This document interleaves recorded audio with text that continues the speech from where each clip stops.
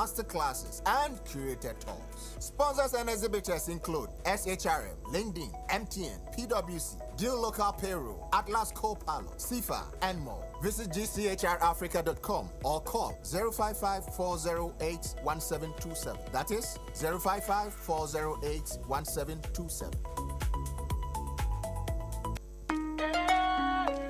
Hooray! The Kingdom Books and Stationery Limited's Back to School promotion is here with us once again. From the 1st of August to the 30th of September this year, Kingdom Books and Stationery Limited is offering a generous 15% discount on all school items, including textbooks, pens, pencils, erasers, exercise books, and more, across all branches in Accra, Tema, Kumasi, Takoradi, Winnipeg, and Cape Coast. Parents, teachers, and students, please hurry while stock lasts. For more information, call us on 0302 764 101 or 0302 764 209 or email info@kingdomgh.com. You can visit our website www.kingdomstoreonline.com. Kingdom Books, where quality and affordability are both assured.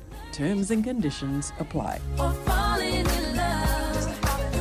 It's gonna happen and it's supposed to happen, and we find the reasons why. This is Top Story. My name is Kenneth. Gyasi.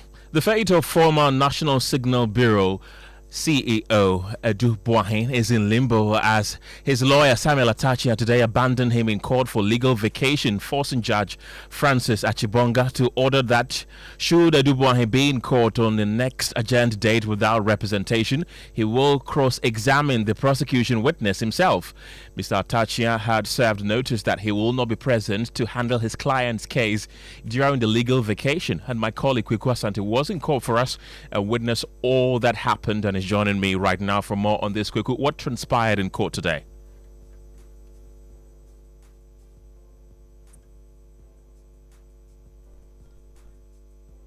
Kweku, you have to unmute for me. Yes, proceedings began today around midday when Justice Achibonga walked into the proceedings. The first thing, obviously, when the judge sits is for the lawyers to introduce themselves. It was conspicuous that Samuel Atta Kyea or any other person were not present to represent the accused persons. And so that meant the Attorney General introduced himself in the person of Deputy Attorney General Justice Remsai. And then the lawyer asked Kwabena Dubois and the wife, who at that time had gone into the dock, where their legal representation was. And then the Kwabena Dubois stood up to speak. He first said he did not know the whereabouts of Samuel Atta Kyea, his main legal counsel. In fact, the specifics of his words was the fact that he did not know whether or not Samuel Atta Kyea was in the jurisdiction or not. That is, whether or not he's in the country as we speak. And then the junior counsel of Samuel Atta Kyea, according to Kwabena Dubois, he had also gone on a certain trip to mark scripts belonging to school students of the Ghana School of Law, and that is why two of them were not in court. And then Justice Side, the Deputy Attorney General, rose on his feet to make an argument. He pointed out that he is aware that Samuel Atta Kyea is not in court because he had actually written to the Chief Justice demanding a rescission of the Chief Justice's warrant that was given to the judge to sit on these matters. And then in that letter, Samuel Atta Kyea had indeed threatened that if the matter was not rescheduled until a period after the legal vacation, he will not be present in court. And according to the lawyer, as far as he's concerned, and I'm talking about Justice Sai, there is nothing in any rule that allows a judge to pick and choose which of the proceedings they would come, particularly when the Chief Justice has given the presiding judge in the matter a warrant.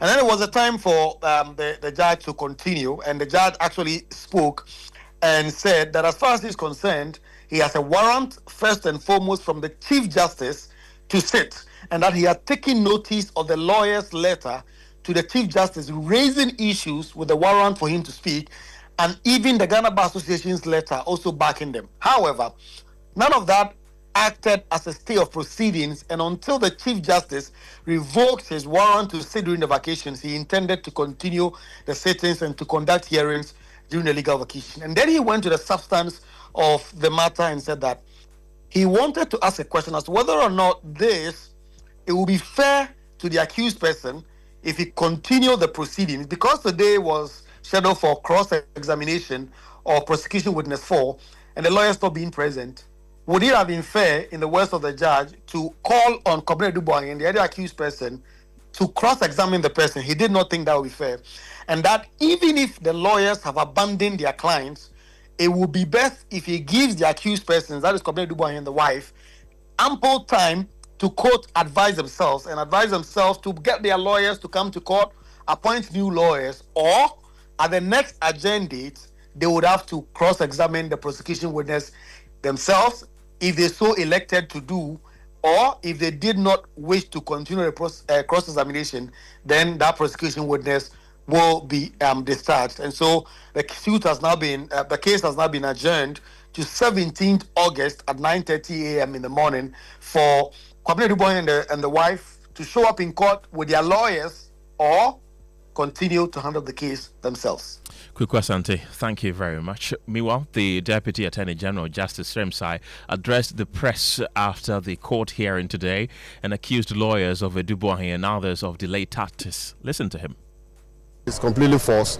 There are so many judges. That are doing vacation courts, and there are other cases that we are conducting, oral cases which are not in the vacation because their judges, those judges in those courts have not been appointed as vacation court, and they've been vacated. There are vacation court judges who are not doing any oral cases. So it is false allegation they are making. Secondly, see, this is the thing: if a lawyer has a challenge which will prevent him from conducting a case on any day, what you do is to come to court and tell the court your reason, and the court will understand and grant you adjournment. But to sit at home and in your office and declare that because of legal vacation you have decided that you won't practice law, of course you will decide that you won't practice law, but clearly that does not stop the court from, or the proceedings from going. So for as far as we are concerned, there is no controversy on this matter. It is just an attempt to as usual, delay cases. Look, while we are doing these cases, you will notice that it's always a fight taking dates. Every day there's one excuse or the other whenever we want to take adjournment. And this is all part of the same trick. So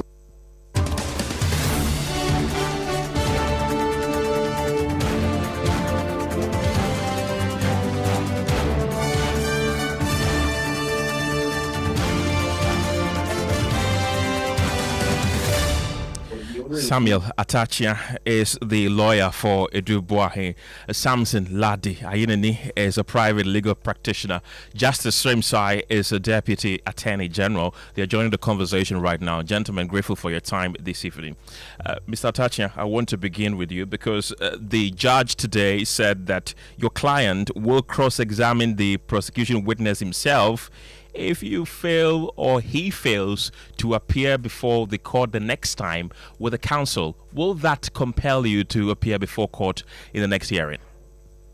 It will not. And I want to just pose the question that is it fair that when we've petitioned a Chief Justice of the realm, that we are of the view that these are not emergency cases as spelled out in our understanding and our tradition, that there's a legal vacation. What is the linguistic evidence? Legal vacation. Some calls should rest. And then a few will be handpicked to hear emergencies. But we should hear matters. And color it as if it's an emergency case. Somebody trying to remove a child from the realm, and therefore you should do an ex parte application to block the person from doing so. So I'm saying that I want to uphold the rule of law. And I'm not going to go to the court and sort of change the traditions of the bar and what we are used to. A lot of people are confusing part-head cases and then emergency cases, motions, the rest of it. All the part-head cases in the realm, they've gone to bed. I'm telling you, part-head cases, the judges are not hearing part-head cases in the vacation. It's so clear as daylight. The few that he says they should continue, they are supposed to treat motions, bail, whatever, but never substantive cases to continue. So if you want to have two tracks, the ones that are interested in expeditious ambulance trials, so be it. And if you want to go the normal track that the lawyer should rest during the vacation, it's as clear as daylight. So I'm upholding principle But I wonder if, seriously speaking, the judge should not abide the outcome of our petition. And if the CJ says that nevertheless it should continue because the warrant has been given to, we should know. We should have official correspondence. We are not just talking on studios. We wrote to the CJ and protested and gave a reason. So I think what the judge has said, he has a right to say he will continue and let them cross-examine. But I'm not going to lend my energies and support to what I see as an aberration, a cancellation of the traditions at the bench and the bar. What is the meaning of legal vacation? The CJ is on legal vacation, is it not? The Supreme Court is shut down. The Court of Appeal is shut down. And the High Court is also shut down in substantial respects, save a few who should handle emergencies. Why do we have to change this thing? Because there are some special cases in the eyes of somebody, and that there are some special judges who should continue working. What is the emergency about the Dubois case? That if today we don't want to rest, we want to continue, so that what happens? Is it a Dubois case that's going to bring inflation down in Ghana? They should spare us this selective justice. I will not be part of it. Does that mean that you are then giving up on your client? I'm not giving up on my client, but I'm upholding principle. But if it means that my client doesn't want me to uphold principle, then it's up to him. But it's not because of one brief that will cancel a tradition.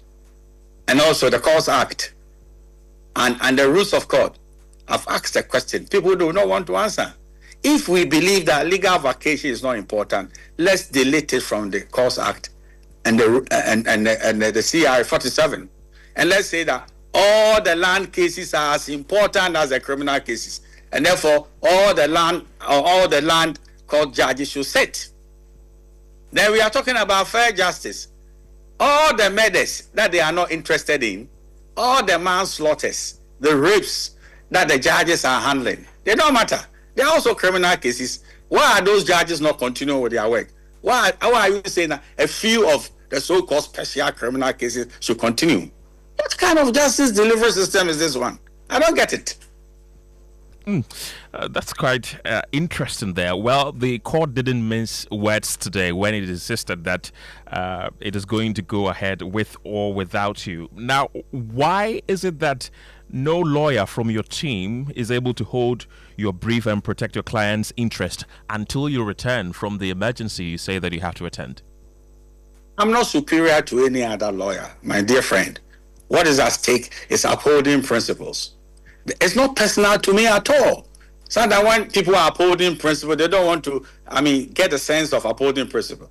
James Dankwa died in the prison cell, not because it was his pleasure, but one man rule was an aberration, and he was prepared to die for democracy than to say that I want my comfort and therefore I'm going to join the CPP. We don't practice convenience in terms of trying to hallow democracy. So all the lawyers in my law firm, they are here.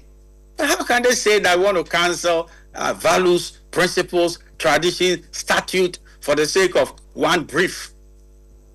I don't think that's a very decent and civilized way of engagement. And I'm not going to lend support to that at all.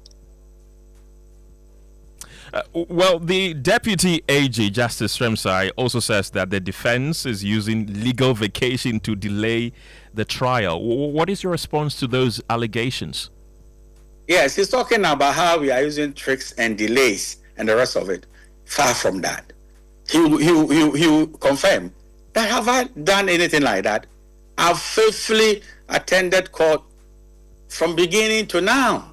I have to tell you this. I don't have a trick.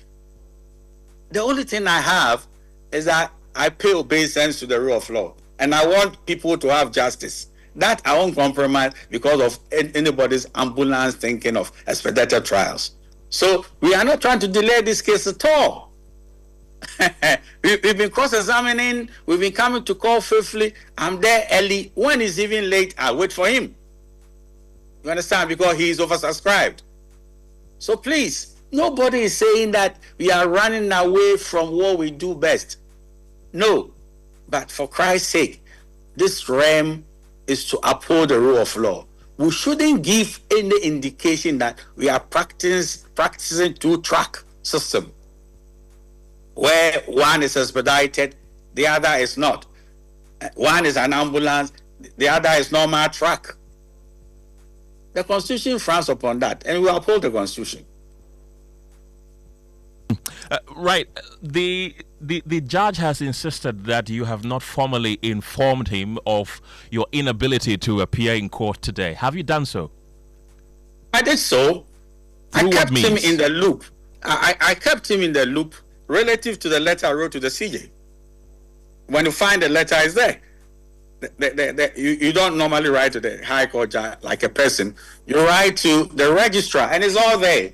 So I copied this. I copied the Attorney General as well, the President of the Bar, and the court through the registrar. So the judge is acutely aware that I've made my position clear that I won't come to court. The CJ also spoke today, clearly dismissing that petition that you wrote to the Attorney General's department.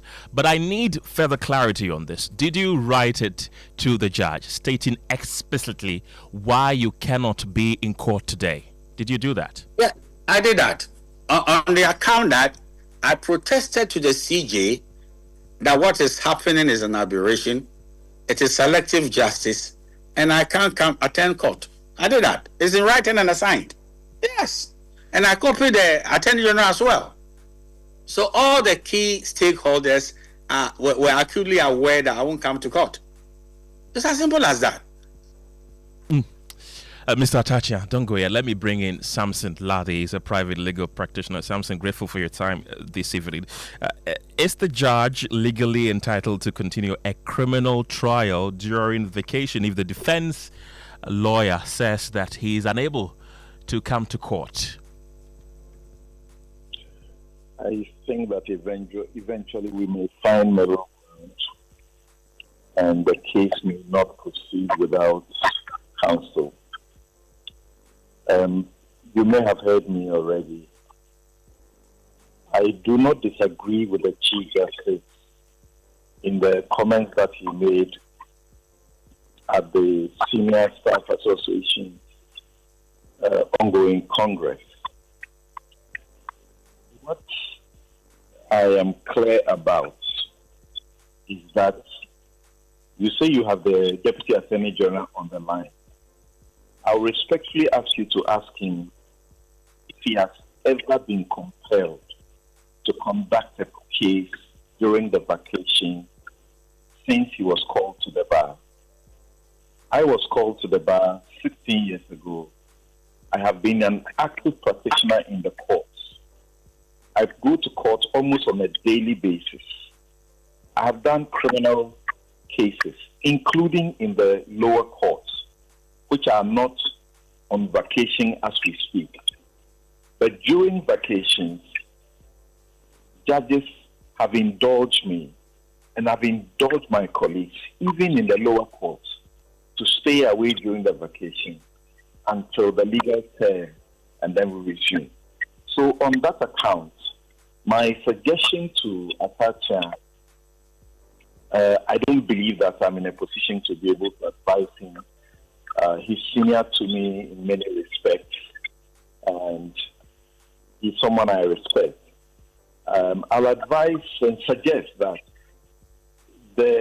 the issue should be directed to the judge and not to the Chief Justice. I don't know what he knows because even when judges are designated as vacation court judges, we appear before them perhaps a week or a couple of weeks before the vacation, and they do indicate to us that they are vacation judges. And then they will ask us if we want to do our substantive matters in the vacation. And then we will indicate that we are unavailable to do them. And almost always they indulge us. So I think that discretion is for the judge to exercise. Unless the warrant for those two judges to sit in the vacation it's a warrant that is special and with a specific directive to them that they should hear these cases on a daily basis within the vacation, then I believe that that's where a bit of the problem will be, where the judges may not have much of a discretion. But the hallowed tradition, the best tradition of the bar, is what you find expressed in the GBA's release in the public. Even though partially I will not subscribe to the language, part of the language that you find in that statement. That it purely confirms the law, it confirms the conventions and the practices that we are used to in the court. In fact, I have known in previous years when vacation courts are, designated, that the vacation judges are explicitly instructed not to hear substantive matters, but to hear only the interlocutory and emergency matters. I understand also, briefly, if I may make this point, and then further questions. I understand also when the CJ says that, look, if the vacation judge does not sit on their substantive cases, then when we return in October, they will begin their own vacation too. What that will mean is that just like today, during the vacation, they have taken on the cases of other judges where they cannot hear the substantive cases for those other judges.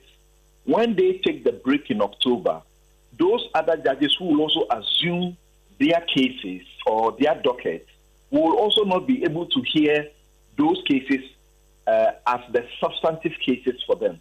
What that will mean is that 4 months would have gone without those cases being heard, and it will then take us to next year. That, I will say, will not be the making of these lawyers. Because as I sit here, long before June, when the roster came out, I had committed myself to several things because I knew that vacation will come and I will get my vacation as I get it every year. Because I knew that it doesn't make sense for me to decide in my own firm that I will take a break. That will not coincide with the period when the judges will be on break. Samson, don't go yet. I have the Deputy Attorney General, Justice Sremsai, on the line with me. Attorney General, welcome to the program. Samuel Atta Kyea is doubling down, insisting that he's not going to appear before court, even despite what the judge said today. What do you make of that? Does that worry you at all? Thank you very much, my brother.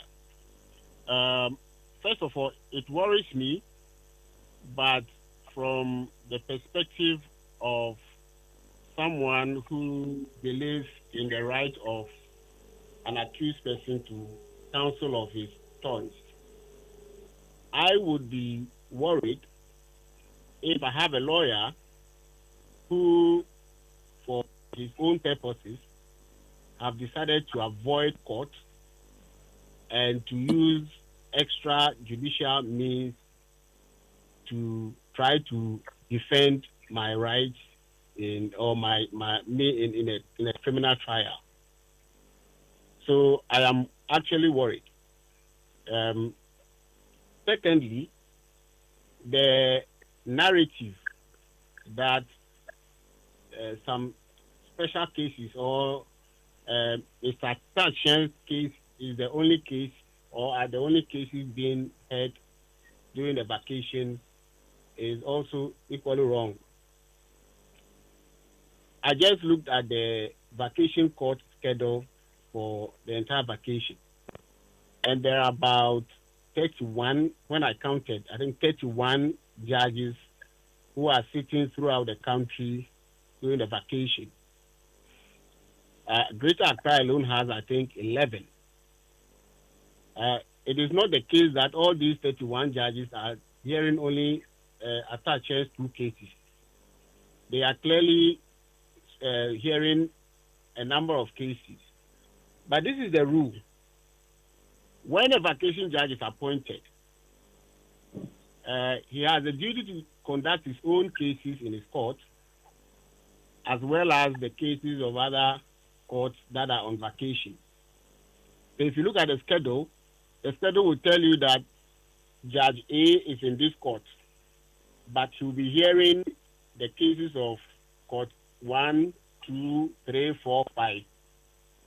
Now, as to how this judge manages those cases, they are entirely within his discretion as a judge, as opposed to as administrator of a court. So, for example, a judge looking at his workload could say that I would hear case A, B, C, D, which are in my court, fully. That is, I will hear substantive matters. And when it comes to case A, X, Y, Z, which is also in my court, depending on the state of the case, I would only entertain interlocutory matters. But that is entirely within the judicial discretion of the judge. Now, the question as to whether a lawyer can decide that because he or she is on vacation, therefore a case cannot be conducted, is completely shocking to me. I have been in this practice for some time, and I have seen judges, vacation judges, conducting hearings in respect of cases. But that, again, is entirely within their discretion. There are situations where lawyers may urge on the judge that, considering where we have reached on this case, we believe that we can stay substantive matters during the vacation and resume during court a term time. The judge may agree or may even vary that instead of staying home for this number of weeks, you rather stay 5 weeks and come and let's do this on this day. These are all matters which are within the discretion of the judge, and judges always, all the time, accommodate lawyers during legal vacation.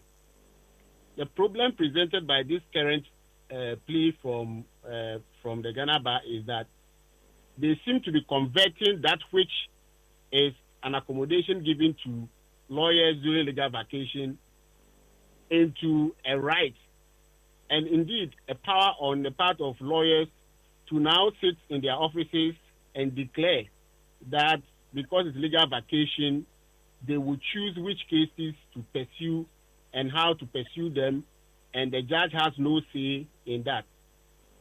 That has no basis in law. It has no basis in practice.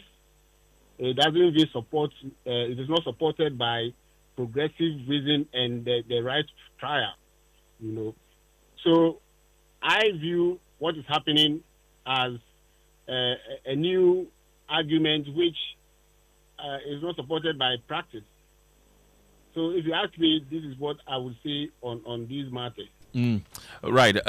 As you rightly mentioned, we've been hearing from the GBA. We've also been hearing from other lawyers, including Samson Ladiayenene, who is also on the line with us. He's disagreeing with the fact that this trial is currently ongoing during the legal vacation. In fact, he had a question for you that he wanted me to pose to you when you come on the line. The question is that has there been a case where you, in particular, have been compelled to attend a case during the legal vacation? Well, that is entirely a wrong question to ask, because I do not constitute the microcosm of law practice in Ghana. And so if you ask me, my answer will be completely irrelevant. My personal experience is completely irrelevant to the issue under consideration. However, if you ask me a more general question, if there have been hearings during vacation, then I can confidently say that it has always been the case that judges who are sitting during vacation have conducted hearings. Right, Attorney General, don't go yet. He's still on the line. That's the Deputy Attorney General, Justice Sremsai. We also have Samuel Atta Kyea, who is the lawyer for Edu Boahen. Samson Ladi Ayenini is a private legal practitioner as well. Mr. Atta Kyea, you're still with me, are you? Yes, I'm here. You've been listening to the Deputy Attorney General. What do you make of his submissions? It is a theory he's trying to propound. He's never answered the question that a vacation judge is handpicked without having in mind whether the two lawyers in the case that he was trying before who agreed to the arrest, to work during the arrest time. He can answer. It hasn't happened. There's no way somebody will know that I'll be the vacation judge. But here we are. The Chief Justice is saying that, look, you are a vacation judge and try these particular cases. There's no warrant like that ever issued. Do you know what you are saying? The Chief Justice is guiding the cases so that these special ones should be given special treatment during the vacation. This is where my beef is. I'm not saying that the Chief Justice hasn't got the power to appoint vacation judges, but the Chief Justice cannot say that the vacation judges should hear part-head criminal cases, especially these ones. And I keep asking people that, look, if you don't want to apply principles and you want to be selective in the application of principles, you think that is good. What about the murder cases of other people? So you mean it's deliberate? It is indeed. That is the word. That is it. The Chief Justice is placing special attention and priority on some cases in contradistinction to other cases. That is the pain. And this is what we will have to challenge. Because that is selective justice. Which case is superior to another in terms of justice delivery? Which of the cases do you think is so important that we should hurry justice? And which of them is so pathetic that the justice should run like a tortoise? Do you know the kind of adjournments some of the judges give when it comes to land cases and other cases? Do you know some of the judges can give 3 months adjournments? Now, you're saying that those judges won't run after them because they are not helping in justice delivery system. But this particular one is so important to your heart that those justices should come and continue with the part heads. We will challenge this aberration, you know. And he's saying that he doesn't want to make it personal as to whether or not. I've also not seen it before. I agree with Samson. 32 years down the line, there is no judge who has compelled me to work in vacations relative to part-head cases. I can say so. Yes, it's not that I'm trying to personal, but it's an aberration. And I'm saying that if you look at the linguistic evidence, cancel legal vacation and let the courts run the whole year, then you are fair, then you are just, then you are being reasonable in the exercise of your discretion. And these discretionary powers that Honorable Spencer is talking about, they are all justiciable. They are in the Constitution. That when it falls to your law to, exercise discretion, it should be reasonable, it shouldn't be capricious, and the rest of them, they are all there. Some cases are not superior to others, and no lawyer is running away from a case. That court, I was saying that, and Samson will tell you, when you do about 15 years or 12 years, it's like your veranda. I have not developed an analogy to, running away from, my cases. And I've been very faithful. So I should confirm. I've been faithful coming to court consistently by myself, not using genius. So please, if you are practicing selective justice and we say no, we won't have it, we also have a right, to question your discretion. And we do so with all respect. Let me bring in the Deputy Attorney General, Justice Sremsai, who's still on the line with me. Justice Sremsai, you've been listening to Samuel Atta Kyea, who has accused the Attorney General's office, which you play an integral part, as being deliberate in adding the case involving his client for it to be one of the cases that are currently ongoing, even during the legal vacation. Why? Thank you very much. I don't know if you can hear me now. I can. Yeah, it is unfortunate that my very good friend and senior would put out something that is not born out of the facts. So let me correct some of the things he has said. It is not true that the Chief Justice has listed a particular case and has handpicked a judge to conduct the case. There are 11 courts that have been selected to do vacation courts in the region. Many of these courts, 8 of them, or I think 9 of them, are not conducting any oral cases. The judges that are conducting oral cases, it is also not true that they are conducting oral cases only. A judge hearing a case will determine whether to hear what proceedings to take. That has nothing to do with the Chief Justice randomly or whatever way selecting a judge to be a vacation judge. That is all what the warrant says. The warrant simply says that you are a vacation judge and therefore sit and hear cases during a vacation.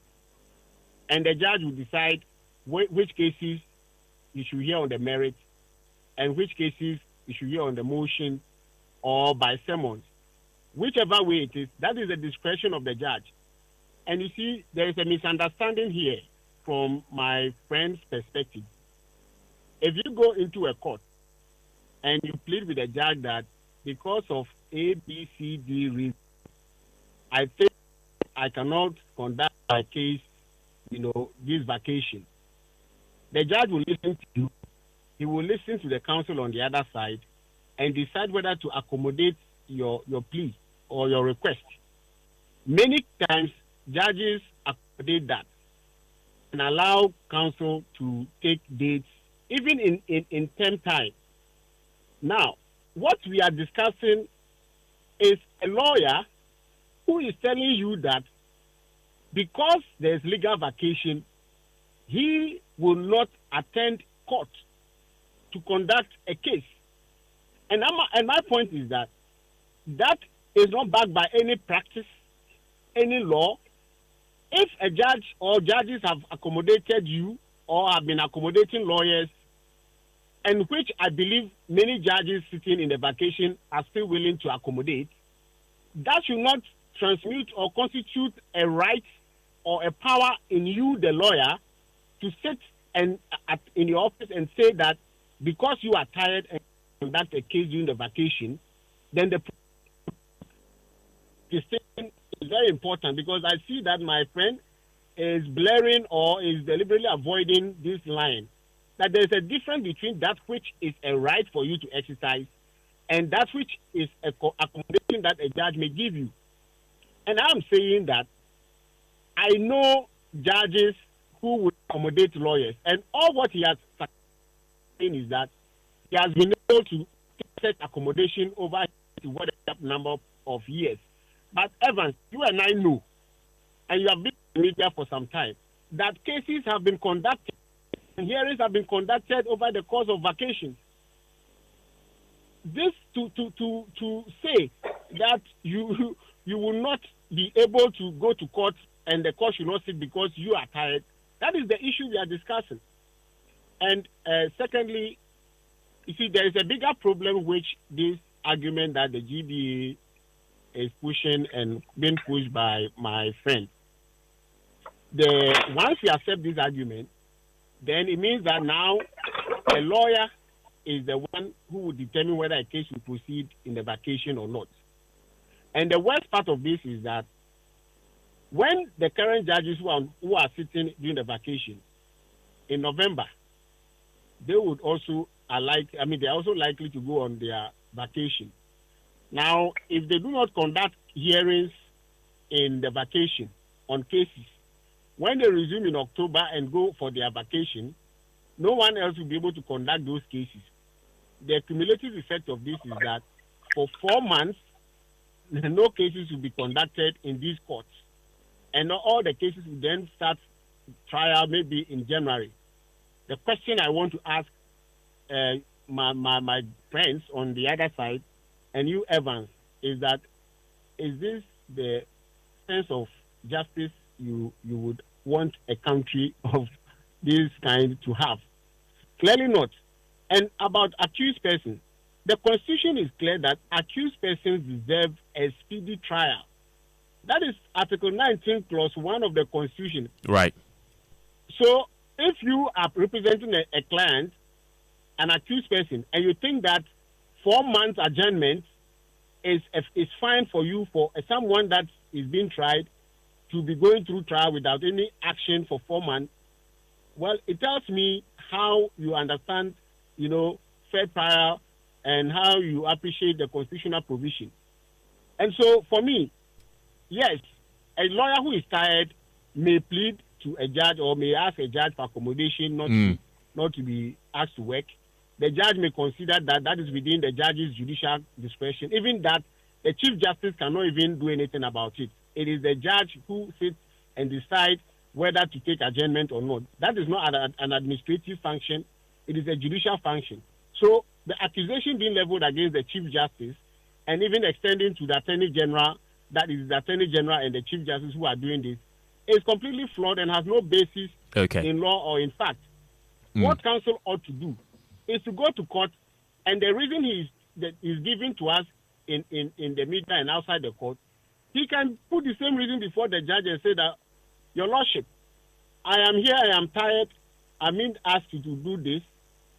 Can you grant me some time, or 6 months, 5 months, so that I will rest and then come back? The judge may consider and grant you maybe 2 months, 1 week, but that is what lawyers do. What I'm not aware a lawyer is supposed to do is to sit at home and say that I'm not stepping in the court, and if I won't go there and until you say you don't hear the case. That is unacceptable. Okay. Deputy Attorney General, thank you very much for your time. That is Justice. I'm sorry. Earlier we heard from Samuel Atta Kyea. He is a private legal practitioner. Samson Ladiainini is still on the line with me. Samson, in a minute, though, I want you to have the final say so that we wrap up this conversation. Yes, Samson speaks about accommodation. I appreciate that. That's the reason I said the tone and language of the letters and the statement by the GBA at a certain level may be a bit problematic. But guess what? The reason Atta Kyea can tell you that over 30 years he's not been compelled to do a case in the vacation is because that long-standing practice and convention is literally law. Who says every law is something that is written in the black letter in the book? Conventions and practices assume the nature of law. I may say in this occasion, not even soft law. The delays that are being spoken about, the delays are not occasioned because of the break.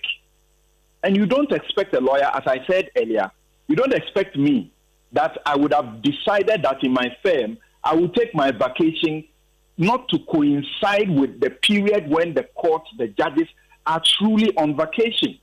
So, but I beg Atta Kyea, to speak a language that, is accusatorial and seeks to accuse the CJ and all of that.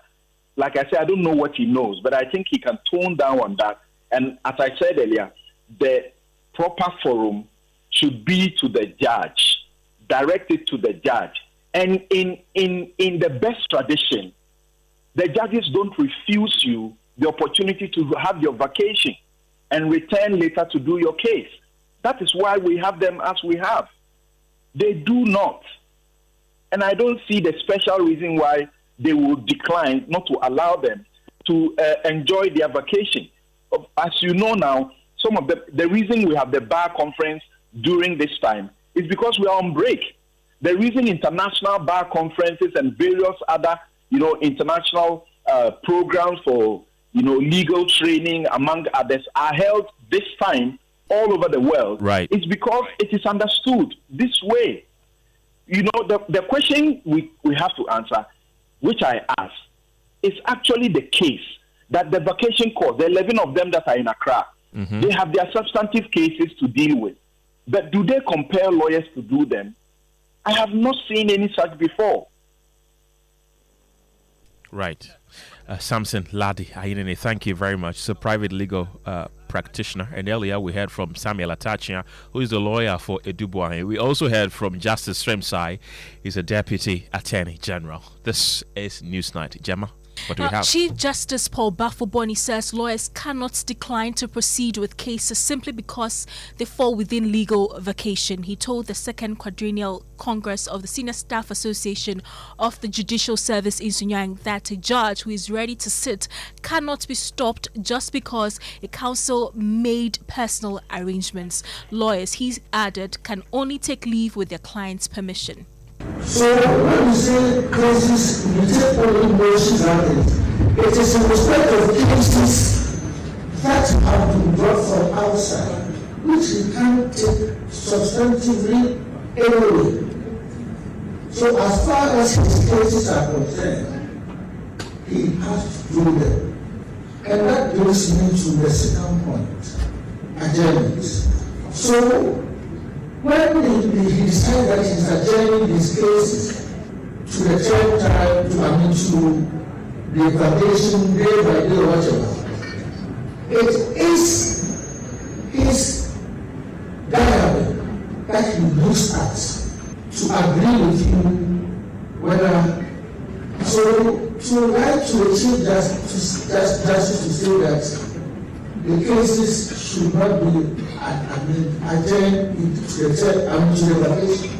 So I am not coming. I have already made agreements outside, so I'm not coming. You are a lawyer. You have your clients. If your clients decide to give you leave, well, go on leave. But you cannot say that there's a legal vacation and the judge who is actually sitting cannot do your case. No, that's not it. The Chief Justice also defended the establishment of special courts, saying reforms to handle corruption and illegal mining cases are facing resistance from politicians. He urged judicial staff to embrace change if the reforms are to succeed. We are pursuing reforms designed to make the administration of justice more efficient, more accessible, and more responsive to the needs of the people. Special courts have been created. As usual, it has a lot of opposition from politicians who are who speak with different tongues when they are in power or when they are in opposition. Now, special courts have been created to take care of what we have been we have been hearing every year, fallout from the Auditor General's report. We have special courts to deal with Galamsey, which is a national menace. And yet, instead of getting a pat on the shoulder, some members of the society think that these courts have been set up to get them. If you don't have any skeletons to hide in your cupboard, if you see anybody going to your cupboard, you don't get frightened. Meanwhile, an Accra High Court has dismissed an application filed by lawyers for 4 accused persons standing trial with former NPA CEO Mustafa Abdul Hamid and 7 others over alleged extortion in the petroleum sector. Member of our legal affairs desk, Fatal Bayaga, now joins me in studio with more on this case. Fatal, why did the court dismiss the letter? Gemma, 4 of the lawyers representing Bright Bediako Mensah, CEO of Care Logistics, and Kweku Abuaji Aqua, Director of Kings Energy Limited, wrote a letter to the court and said that they are they are going out of the country. They had prior arrangements before the legal vacation, and for that reason they wouldn't be able to come to court. This was a letter that they presented to the court, but in responding to this, the trial judge Francis Achibonga, he said that he does not have the authority to adjourn the case to October until the CJ or the Chief Justice withdraws his warrant ordering the judges to sit on these matters. You've also been speaking with lead counsel for former NPA boss Mustafa Abdul Hamid. That's Joseph Pemka. What has he been telling you? Gemma, he says that this particular directive or warrant by the Chief Justice is novel. I mean, he's not seen it before, and that during the legal vacation, mostly what happens is that motions or urgent interlocutory matters are ahead. So he was surprised to see this particular warrant from the CJ. We can take a listen to him. Well, if you look at the Courts Act, particularly I think it is section 79, thereabout, it gives him the discretion to take certain decisions for sittings of court, including weekends and holidays and etc. The problem I have, which I have stated without equivocation, is that you realize that there are only two specialized courts, and they are the only two courts that are sitting during the vacation to hear substantive trials. I think that one thing I've realized is a number of people are getting confused between the substantive hearings and motions. You know that during the holidays, judges do not normally deal with the substantive hearings. It is only motions. So the holiday judges sit to hear motions and urgent applications. But if you look at the two specialized courts, they are asked to do normal hearings that we do during the normal period that we are in court, as against the vacation. So if you ask me, it's novel. You had lead counsel for former NPA boss Mustafa Abdul Hamid, that's Joseph Pemka, ending that report by my colleague Fatah Bayaga. Let's now speak with the national president of the Ghana Law Society and Majority Chief Whip Roxanne Nelson Dafiamepo. Welcome to News Now 9. The Chief Justice says lawyers cannot refuse to proceed with cases simply because they are scheduled during the legal vacation. Do you agree with what the interpretation of the law, or do you believe the concerns raised by sections of the bar are justified? Absolutely. As lawyers, we are officers of the court. And so a lawyer whose services is required in court can't say that a court must not sit. In any case, I want us to situate this matter in some proper context. A lawyer is required in law to offer his services to his client for 24 hours around the clock throughout the year, for which you are paid. And that is why lawyers normally, regularly, will bill by the hour. So a lawyer whose services is not available 24 hours throughout the year, you are not supposed to take your client's case. That's the ethical standard.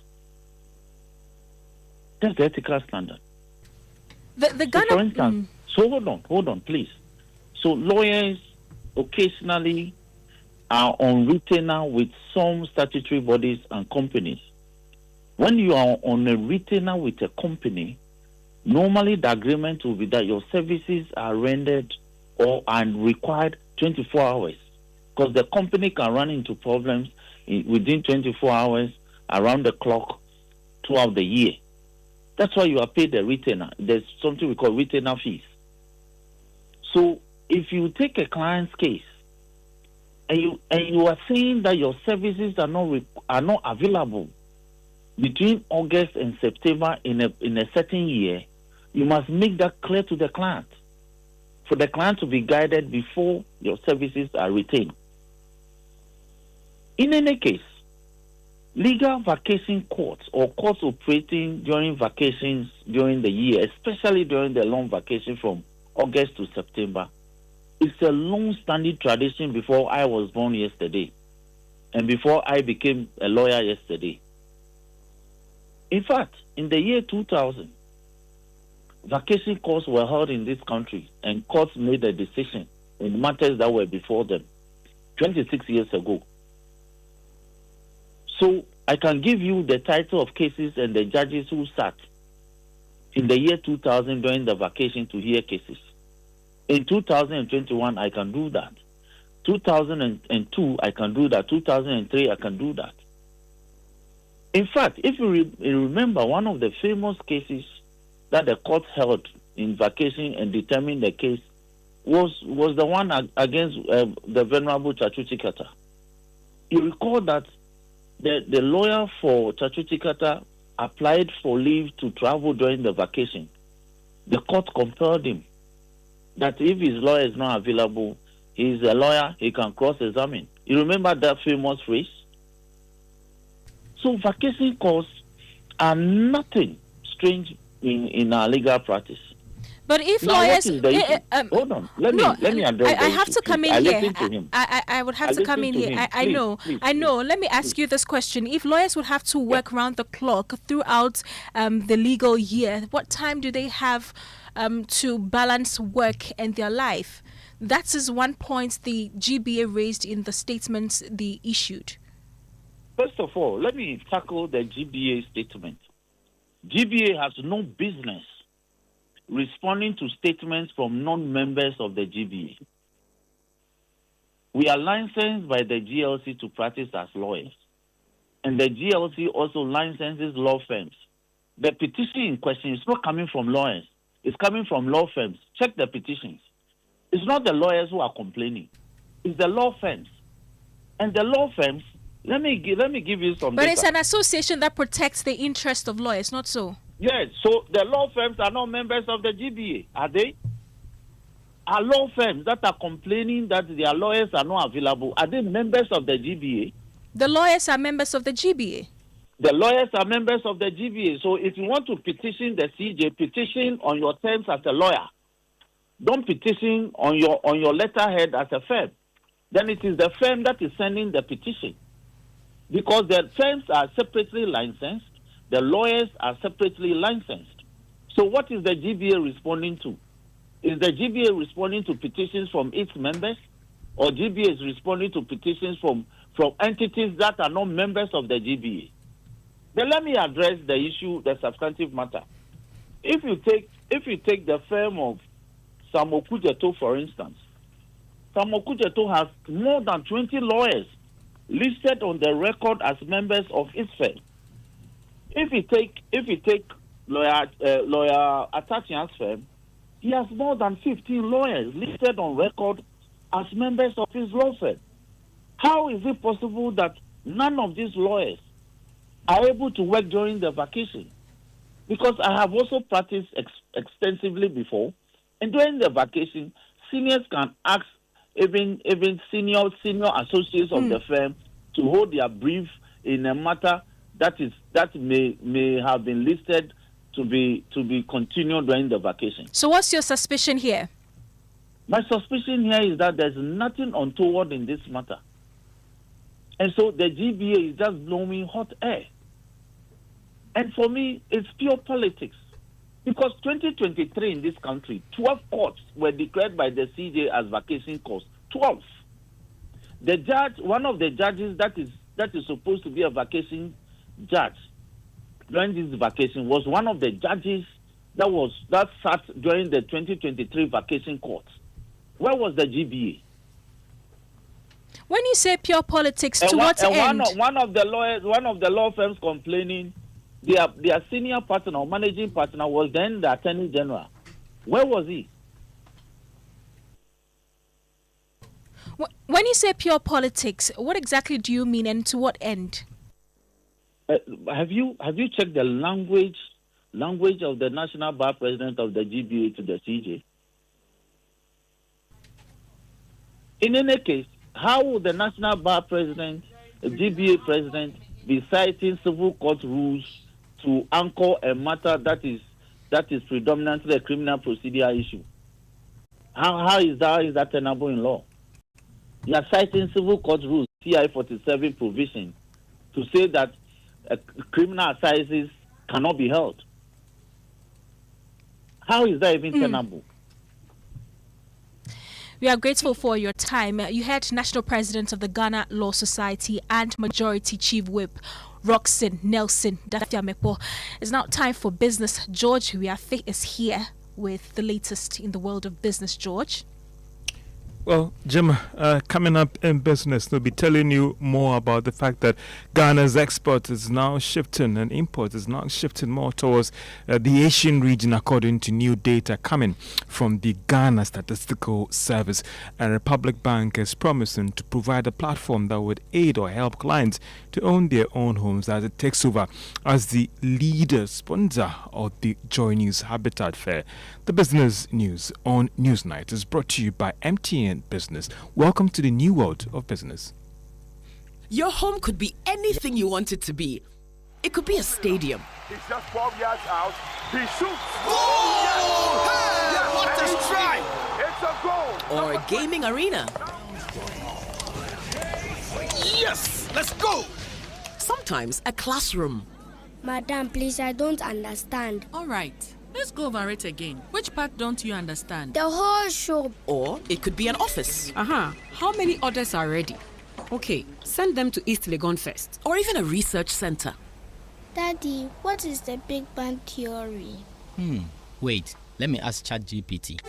You can make your home anything you want it to be, because no matter the experience you want at home, MTN Fiber will power it. Get unlimited internet up to 500 megabytes per second from as low as 299 Ghana cedis. Connect your home or business today. Visit the My MTN app or dial *5057# to check fiber availability and request now. MTN. Who dey brush? We dey brush them. Who dey brush? We dey brush them. Brush your teeth. Brush your teeth every day and night. Slide the gems and tackle them. Brush the gems away.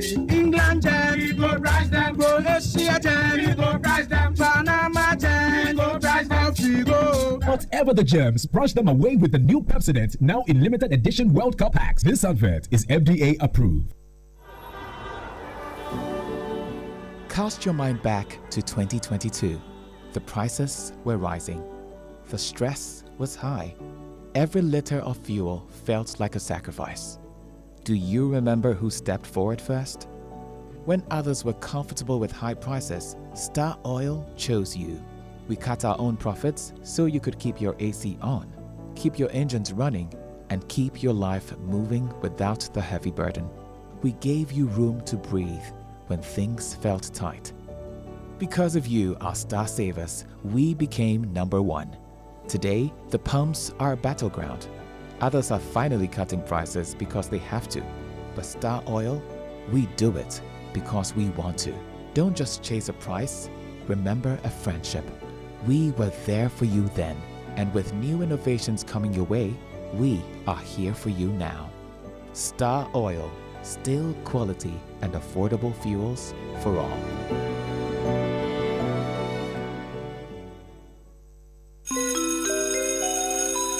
Introducing Ghana's leading pay-as-you-copy photocopier leasing company. Lease an A4, A3, heavy-duty or production machine and pay for only the copies made, or design your own payment plan. Simple and tietia. That's not all. Incredibly, toners, repairs, maintenance, follow-me printing, centralized tracking all come free of charge. Remember, financial prudence is the name of the game. Folks, forget about the expensive gimmicks and be smart. Join the hundreds of satisfied clients across all the 16 regions and every sector of the economy and save over 60% of your printing costs. Visit us at www.valexlease.com or call 0244 644048. Be prudent and lease a copier. Terms and conditions apply. Valex Lease is a wholly owned Ghanaian company. Valex Lease, affordable document management solutions. Eno, you know what our father left us when he died? Debts? He left us land, Eno. But Nanayo said the land is his. The court said, come back in 2031. Hey, that's not an inheritance. That's a curse, brother. Real Ejapade doesn't come with disputes. At Deftraco Woodlands, a 592-acre master planned gated city in Dawenya, your inheritance is waiting. Don't leave your children a court case. Leave them Deftraco Woodlands, the Ejapade they'll be proud of. Visit woodlands.devtracogroup.com. Call or WhatsApp us today on 0208-732-302. Kofi, I think we need to call them. Deftraco Woodlands, where your roots run deep. Cover everything will cover. You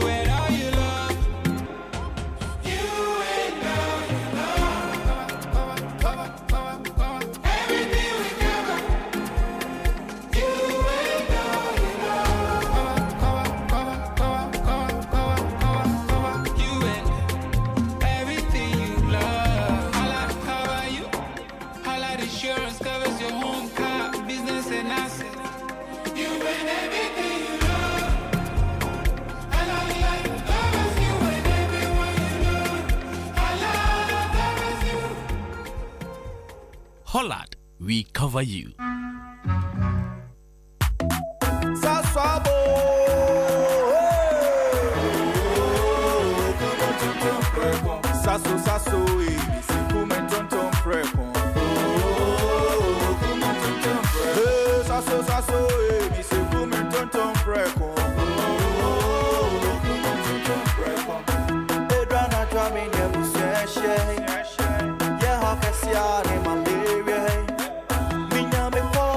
Sasso, sasso, every mosquito study run away. Sasso, sasso, mi se come tonton preko. Sasso, kum tonton preko. Nani shamne die e demonstronko. This advert is FDA approved. You're welcome back to Business on Newsnight. Now, Asia has overtaken Europe as the lead destination for the country's exports and imports, especially when it comes to over the past 1 year. Now, this was captured in the latest merchandise trade report released by the Ghana Statistical Service. There is more in this report. Europe over the years had been the lead destination for Ghana's exports. From 2024, it appears that trend changed. However, there is no clear reason for now what has resulted in Ghana's export moving to the east. Data from the Ghana Statistical Service showed that Asia's share leaped from 7.9% to 50.1%, making it Ghana's largest export market. Africa rose early, peaking at 50.1% in 2010 before receding to 17.5% by 2025. The data showed that three commodities, gold, crude petroleum and cocoa beans, anchors Ghana's exports. On the import side, items like electronics and petroleum products came up as top commodities of import. The report also showed that after 14 years, Ghana has moved from posting deficit to trade surplus. It is also clear that gold accounted for majority of our export as a country. And that is the Business Desk report. Meanwhile, government statistician Dr. Hassan Idrisu has maintained that the development showed how the economy has been transformed over the past years to this new level. Ghana's trade with the rest of the world grew ninefold, from 6 billion United States dollars to more than 52 billion United States dollars. That is not just a bigger number. It is more jobs, more income for families, and a stronger place for Ghana in the global economy. Why does this matter? Because trade is a major driver of our economy, and understanding it helps us build decent jobs, stronger industry, and progress towards the global goals we share with the world. These are not estimates. Every figure comes from the customs records of the Ghana Revenue, train goods as they cross our borders, and follows the United Nations standards for trade statistics. So the numbers are solid, and they can be compared with any country in the world. So what did we find? Three things stand out. First, for the most of these years, we bought more than we sold. In 2025, that turned around. We recorded our largest ever trade surplus of 148.3 billion Ghana cedis. Second, gold has become our giant, rising from 39 to 63% of our exports. And that is government statistician Dr. Al-Hassan Idrisu. Let's still stay on this subject because economist Professor Peter Cortes says the shift to Asia in terms of our exports showed that the time has come for Ghana to also review its economic policy. Once you're trading with a continent, you have to look at what options are there in terms of even banking. If people want to, if traders or importers or exporters want to engage more with Asia, how easy it is to transfer funds, how easy it is to import, how easy it is to engage in terms of transportation, air transport, sea transport, what are we doing to ensure that we facilitate trade? That should be the focus, and so we enable businesses who are engaging more with Asia be able to the least risk and the least cost.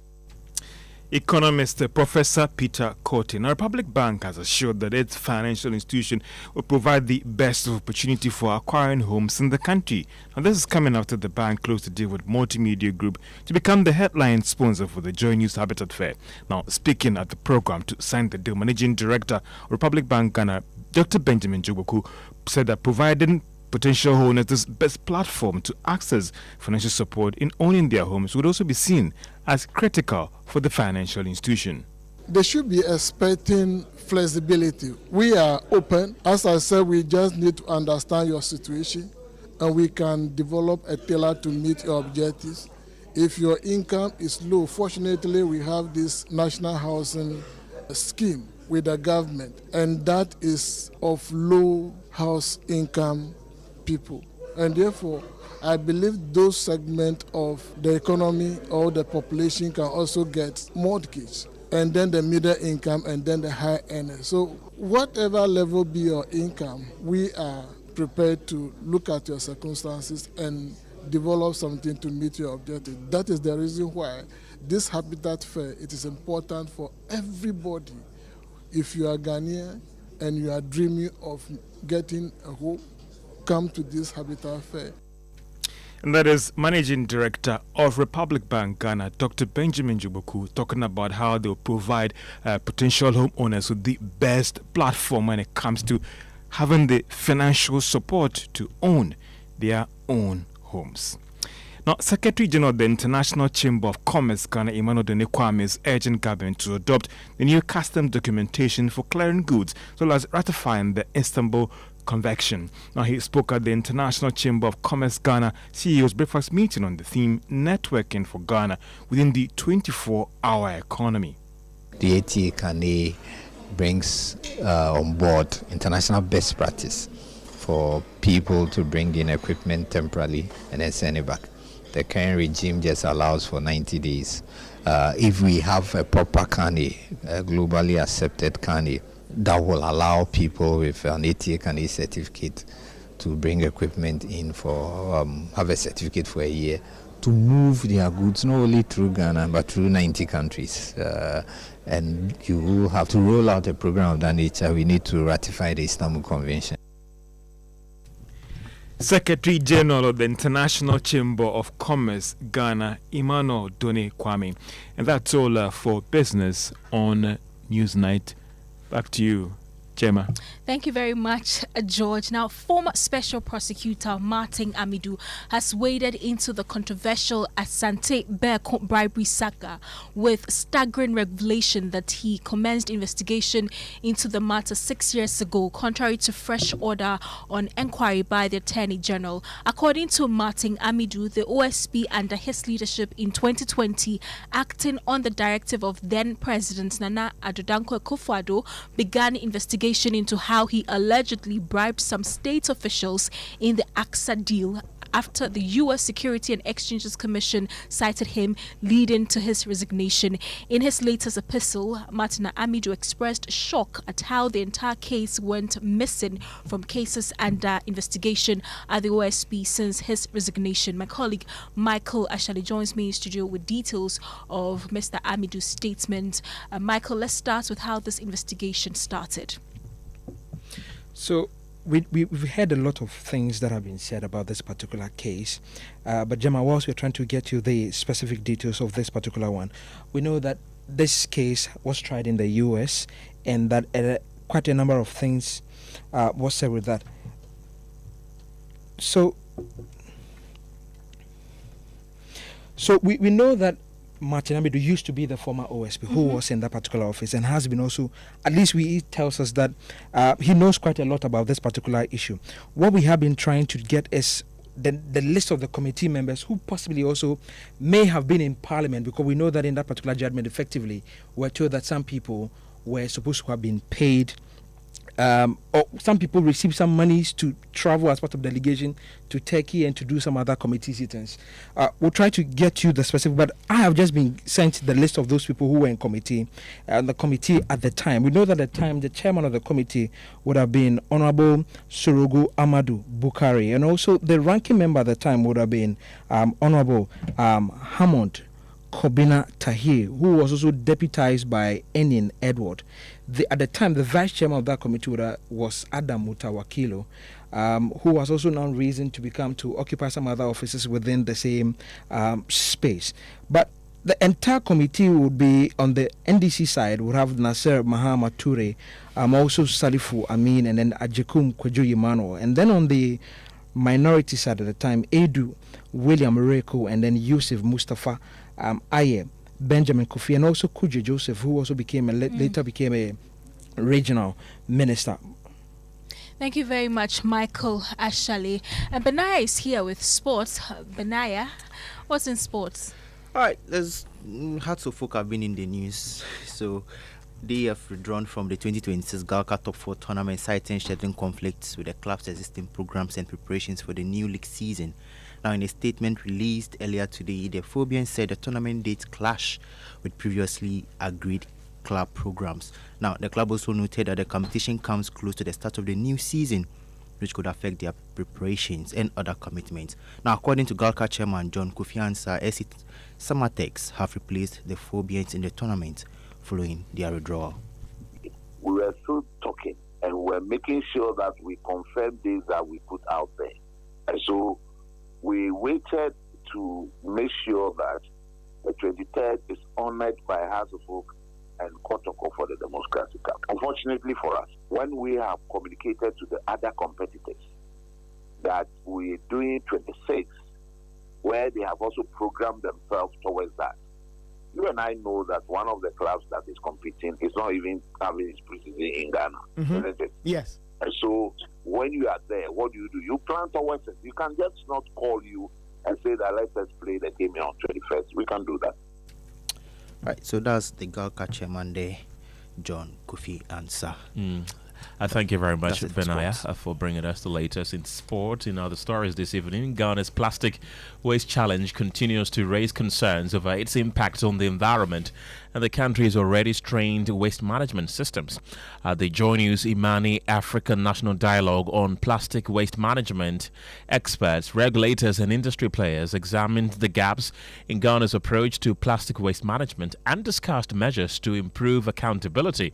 The following report has more. The proposed extended producer responsibility law is expected to replace Ghana's largely voluntary system with mandatory obligations for manufacturers. EPA's acting director of sustainability and circular economy, Larry Koto, says producer would also be required to prove that their plastic products are recyclable before they enter the market. You cannot put any of such plastics once the law comes into effect, because you need to demonstrate that we can recycle your product. If you're not able to do so, you cannot put it on the market. Even if you look at our styrofoam ban options, we have the plastic reusable containers. People need to choose, but of course, some are more expensive than others. You pay more for plastic because that is what the policy is. Deputy Director at the Ministry of Local Government, Godfred Fifi Boidi, however, warns that some alternatives, including paper products with plastic lining, also pose recycling challenges. The paper oftentimes is even more complex to recycle because the paper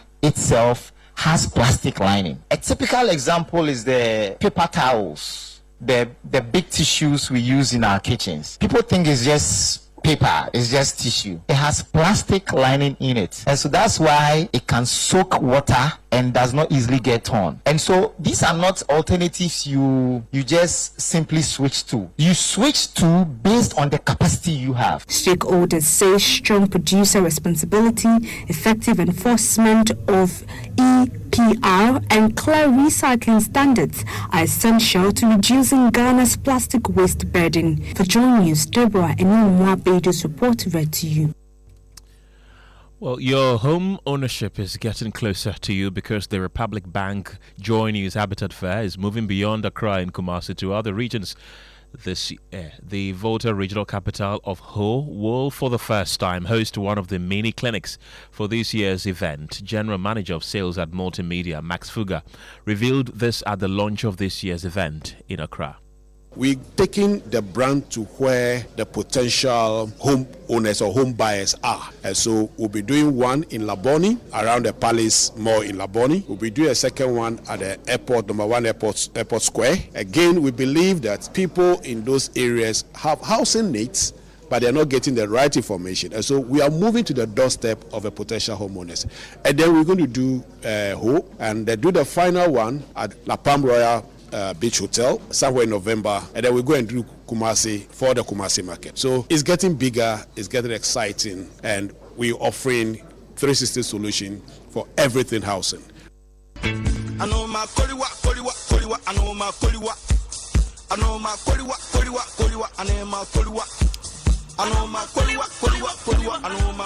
Well, it's now time for your say, the messages you've been sharing to our social media platforms, and Michael Ashali is in the studio with your say. Michael, what are people saying? Well, Kenneth, our cherished listeners have been commenting virtually in almost all our stories for today. Let's start from Ablekuma Central, where Nana Ikuamwa Boatin says, what will Chief Justice lose if he allows lawyers to go on their legal vacation instead of ambulance trial? The question is, are these cases involving past appointees more crucial than those standing on murder trials? Our judiciary system is completely broken. This one from Michael Intribuesiakon in Abofu says, I can't get my head over the pageant of the Chief Justice to carry out an ambulance trial of opposition party members. Why the selectivity of justice? Are some cases more special than others? Well, Michael and Nana Ikuama Boatin, are you staying in the same place? Also, this one here from Promise in Keto says, I am always confused sometimes if lawyers are addressing some of the issues, and I don't know when I am going to be enrolled in law school in order to understand their language. But go to court. The law is the law. And this, I assume, is to Atta Kyea and the others. And this one says, hi, Kenneth. So who at all in public office won't touch our public purse in corrupt ways? We Ghanaians who voted for NDC to power are happy with the way and speed our court system wants to deal with people who loot from our public purse. And if MPP comes to power, they should do same to NDC guys too. This is from Francis in Accra. And then this one from Charles in Lagos says, Lawyer Atta Kyea should tell Ghanaians whether he was part of the team of lawyers who went to court on a public holiday to injunct the 2008 election results or not. Well, maybe when we raise him, we'll ask him. This one says, this long colonial legal break must stop. It is prolonging some of our cases unnecessarily. This is from Nana in Spintes. And Kenneth, that brings us to the other side of the I can't wait for it today. Well, you are in the news today. No, I'm not. I am not. I can't. Maybe they can just play the sound. Just play the sound. Okay, let's listen to it. Did it ever come to the attention of your client that there were people who were taking bribes in this deal? Oh, come on, let's be serious. Could you answer another serious person? No, don't be flippant about this matter. So we're dealing with serious matters. Please. This is also a serious matter. This is a serious question that I'm asking you. No, what do you mean by did it come to his attention that people were taking bribes? What are you taking for? Can you concentrate on the document that you have in front of you? The voices sound very familiar. Who are they? Well, that's the first person, the one who did ask the question was you, Kenneth. Was it? Yes. Right. Okay. Apparently, you are not serious when you're on radio. So, the voice you heard, the second person was Katie Hammond, and we know he's the lawyer for the former Power Minister, Kwabena Donko. Mm-hmm. Well, Katie Hammond yesterday was on frenzy. He literally had to talk to almost every radio station or media house that wanted answers about the case that is ongoing, the Beko case. And we know that some ministers or some individuals, officials were named in there. So he's the lawyer representing the former minister, and he's been going around talking to other people. And that was his encounter with you, where you asked a question and he thought that you weren't being serious. Can I think a serious person? Oh, very serious. I mean, please. But I told him to. I told him. Michael, didn't you hear me tell him that I was serious with what I asked him? Well, there are many other serious questions that other individuals ask. We can listen to another journalist question to Katie Hammond yesterday. Did he receive the $1 million? Behave yourself. I mean, are you cross-examining me? I've written a statement of the instructions of my client. You're asking me a question on it, and look at the question you're asking me. What a question to ask. Sorry, what's your name again? I'll make sure that I won't take your calls again. What's your name? I mean, how can you? Is it professional to ask such a question? The amount that causes the nation, did your client take the money? What are you talking about? That's absolutely unfortunate. Perhaps the language I can use. Very unfortunate question to ask. Kenneth, so you heard the Katie Hammond again? Right. I did. I'm glad I wasn't in any of your shoes to face the almighty representative for the power minister. Very powerful responses, though. We loved it. Thank you very much, Michael Ashali. That's it for Newsnight this evening. My name is Kenneth. Gyasi. Mine is Gemma Appiah. Don't forget to do the 2 this evening. Brush your teeth day and night with Pepsodent. But after Newsnight, though, comes Geek Squad, and Appiah is in the studio. Appiah, what are we talking about this evening? Hi, Kenneth. For some time now, we've been talking about the Road to Pan-African AI and Innovation Summit. And tonight, we are going to be talking about scaling local innovation. I mean, so many things are happening in our local space, but how best can we not just use them locally, but export as well? That's what we'll be talking about in the Africa's AI ecosystem. So our listeners should stay tuned. They should definitely stay tuned.